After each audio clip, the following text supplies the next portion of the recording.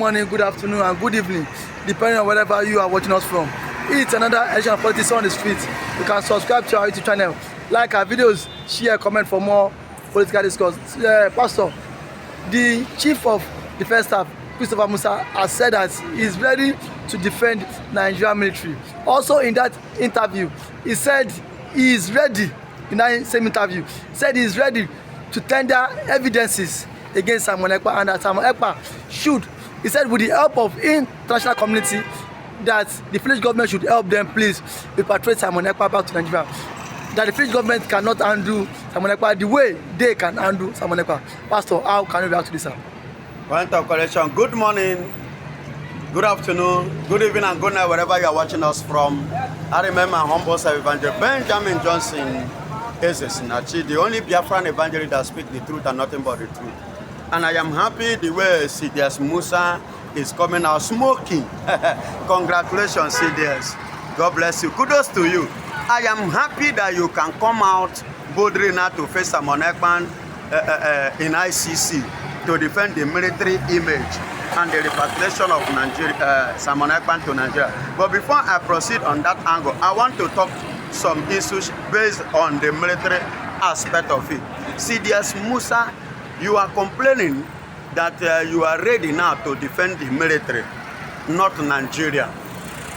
Remember, you people accuse Simon Ekpa of being a terrorist, and the same AGF in Nigeria, the Attorney General of the Federation, Nigeria here, and you people withdraw the statement of what? Him being a terrorist. You have withdrawn. So are you not seeing yourself, ridiculing yourself, and at the same time bringing yourself Nigeria image down? You understand? Because when you say something A, you should stand by that A, and now you people are going back. Okay, you come up again that now you are ready even to tender the document against Simon Ekpa for his what? Extradition. Point of correction, please. Mr. CDF, you don't have the criteria. Nigeria Why? Doesn't have it. And why did I say this? Listen to me. There are UN laws and there is what we call the EU law. You understand? Nigeria have met the EU, so that they can as well talk to the Finnish land, that is the Finland, based on the extradition. And under their law, their citizens can never be allowed to be tried outside their country. Are you listening to me? Their citizen is not permitted and can never be allowed to be tried outside. And moreover, you people have already withdrawn the case of being a terrorist, saying it was a cyber. You understand? It was a social media something. You understand me? So on what ground now are you coming up with evidence? And how sure or how confident do you have? Or what kind of strong evidence do you have you think you can use to defeat Simon Ekpa in ICC? ICC, International Criminal Court, is not the court of Nigeria whereby you turn things upside down. And in fact, it's just a say until you carry it out. You understand me? So it's against their law. That's number one. Number two, Nigeria did not have that bilateral relationship with Finland. But even as I'm talking to you, my beloved, now currently, Finland doesn't have their this thing based here in Nigeria. Them and Norway, as I'm talking to you. So that relationship is not there. That partnership is not there. Is it now that the partnership will now come? Or the fellowship or the relationship will come because of Simon Ekpa? Congratulations. Now listen again. Simon Ekpa is not a citizen of Nigeria as I'm talking to you. So, and it's not even holding the passport, where does he hail from? The passport of Nigeria anymore. And let me tell you again, for your information, Simon Ekpa was once a commander of the armed force of the Finland, before retired and become one of their political personnel currently now. So do you see that they have met all notification what qualifies him a citizen of Finland that makes Finland not to Pastor, yesterday, two of Simon Ekpa associates were released. So do you think four? There are four. Yeah. Four. Two was released yesterday. Total four. There are four. They have been released. Okay, now four of them have been released. So now four have been released. So do you think, even as I'm talking to you, Simon Ekpa himself concerning his case is they're already on it. So complying on it. So do you think it shows that Simon Ekpa is innocent of all the charges? Because if four of his associates were released, so don't you think there is a victory behind the tunnel? Of course. Like I said before, Finland is an hero. Finland, they have a standard. Finland is not, they have their own law. And they are not one.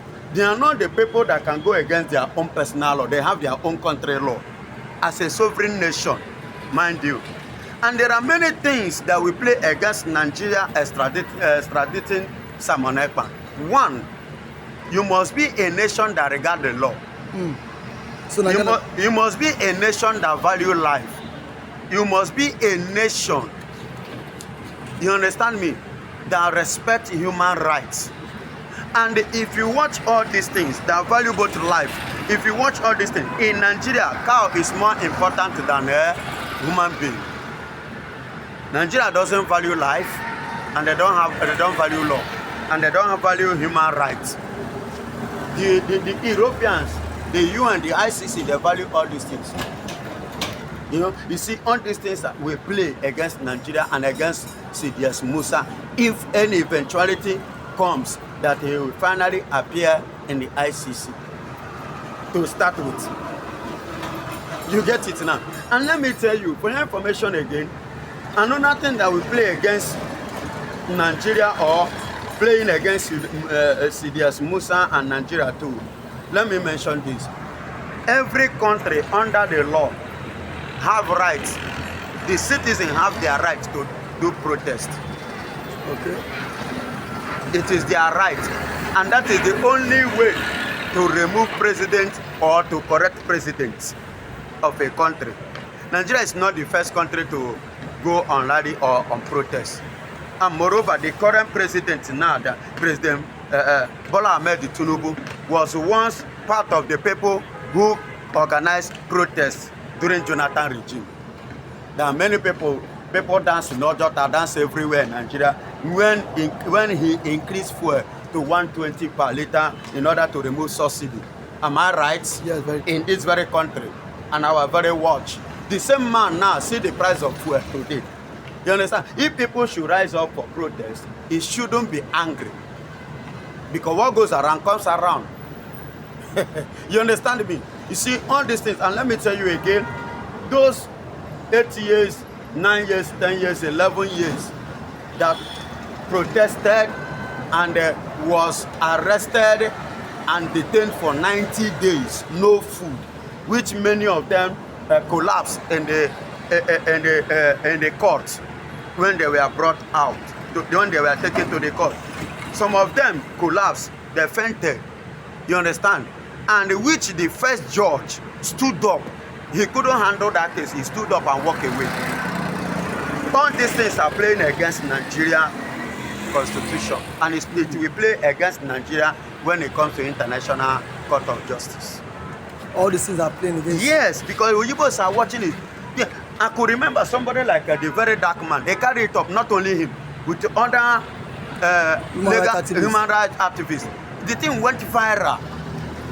And another thing is this. Currently now, I saw, but I can't vividly see the newspaper that I carried. I don't know if my brother will remind me. Whereby the third most corrupt country and president, #1 Kenya, and they mention our president. Are you getting it? They mention Uhuru Kenyatta.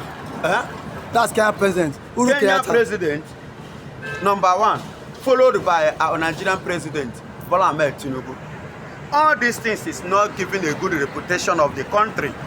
And the ICC will look into all these things. And let me tell you, see, as I'm talking to you now, Musa is busy pointing at what is he called? This man in Finland. Simon Ekpa. Simon Ekpa. Yesterday, bomb blast, Abuja. Jigawa people have been murdered in a cold blood. In Zamfara state, as I'm talking to you, about 3 local governments, or more than that, now everybody don't travel. What do I mean by everybody traveling? They are scared of their life because some group of terrorists have given them a mandate and amount to pay. Everybody must submit. You understand? 100 million. And it was shared among each families. I remember that was last year, whereby the same Zamfara entered one local government because of his cow that they killed. And now some people pay 30,000, some 10,000. You know, he share, he give them the levies that they must pay. In Nigeria, and see, there's Musa is in Nigeria and this thing is happening inside. Why not him handle that thing? What stops him from handling it? What stops him from, you know, facing it? Then you are pointing on somebody that is far away. That is very, very far away from Nigeria. That is the person you are accusing. Are you not seeing, or do you think that all these things that we are talking here, that the international bodies are not hearing it, or they are not watching? Yeah. Many of them have information, concrete information more than you and I. As I'm talking to you, UK, USA, I was shocked that somebody called me in Germany one certain time. He called me, he was asking, I was like, no, and he said that is true, that they have seen it. Shocked me that is in Nigeria. You understand? So they are more informed than me and you. So I wonder how serious Musa feel or believe that he can go to ICC and defend and defeat and come back victoriously. Pastor, thank you so much for that wonderful submission of yours. Thank you so much. For that wonderful question, the anchor of this good platform. First and foremost, I want to say, Simon Ekpa has come out to say, or has outlined countless times that he said that the Nigerian government cannot win Biafra with a barrel of gun for the second time. Now when he said that, see, Nigerian government cannot win Biafra with a barrel of gun, it means that nobody needs to die for them to exit Nigeria. Now, Ojogun fought Biafra in a different dimension. Now, nnamdikanu did it via his own dimension. So Ekpa is taking it globally. And now, we've seen world body recognize Biafra. We've seen the UN and then some other global body have come out to endorse the Biafra struggle. So kudos to him, it is a plus. Some persons have come out to say that Simon Ekpa should be discredited, the likes of and that of the Southeastern governors. But my question is that you said Simon Ekpa should not be taken serious. Then who should be taken serious?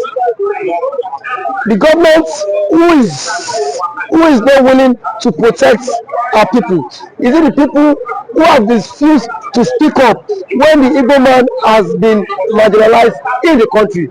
Is it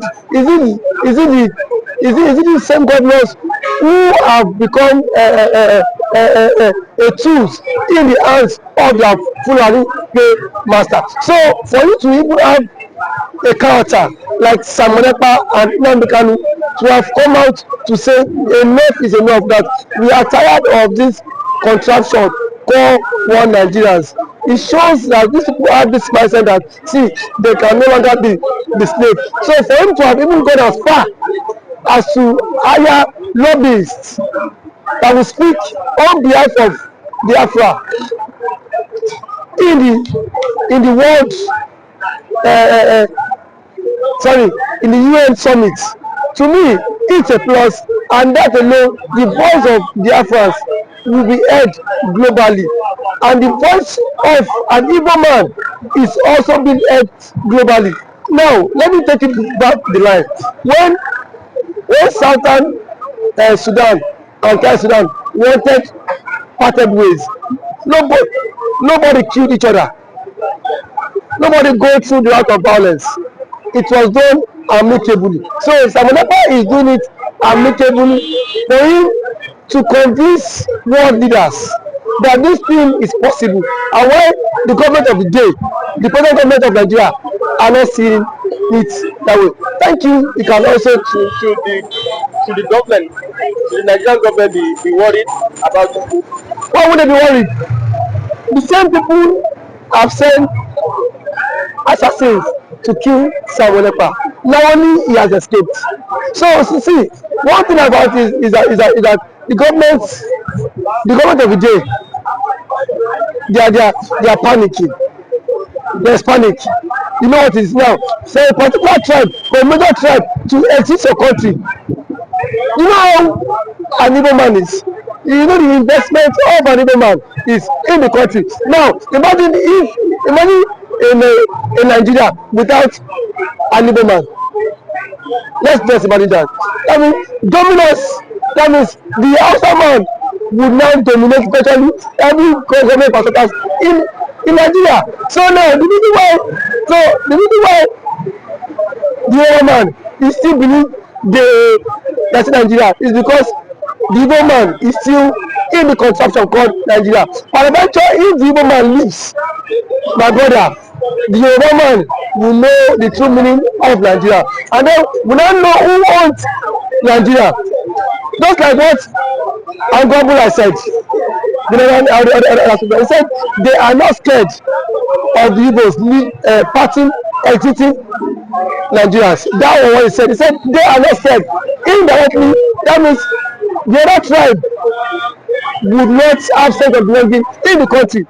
And we know it. We know it. I know it too. And African man now has the spirit of dominance. You cannot dominate him. If a Fulani man has the spirit of dominance, for you to dominate him, it will take ages. In terms of population, you cannot dominate them. So one thing is that people have foreseen this whole thing. That was why he championed this Biafra struggle. And now, gradually, it is now becoming a reality in this contraction called Nigeria. Now, there are some Igbo men are even tired of the system called Nigeria, just because they feel their brother is still in president. Now, my brother, I can bet you, come 2027, the Yorubas will be championing the Republic more than the Igbo man. I can bet you that. That I am very certain of. Yes, we will championing because it is certain when their president, when their brother is being kicked away from the presidency, already there is a plot, and which he himself cannot escape. The president himself knows that there is a plot, and then the big shots in the north are forming alliance. You know it. RFI, a powerful influence in the north, is not in the league. Sorry, is not in good terms with the president. And now nobody can take that factor. What RFI did, or else that made Tinubu emerge as the president via his own influence. And then we have also the likes of Angulai, which is the chairman of the Northern Order Forum. He said, post that election, that the other state have supported Tinubu, but come 2027, Tinubu will not get their support. So what does that mean? Now so now if the average left person is not giving the vote, now where will they get the vote? It should come by 2027. The same thing the Govt have tagged the Igbos for. Now they will be the mastermind of it, because I can bet you by 2027 Yoruba will stop. And that's the slogan that will continue to trend, is that we are tired of the country, we want to follow the suit of the government and exit the country. And then the government now will not take them, tag them for being unserious, because now that the government is championing for the exit, we are saying the government is not serious. There are claims that the government is not serious, but I can bet you when the system will not catch up with you, then you will know why the government has been championing to exit Nigeria. Thank you for always coming.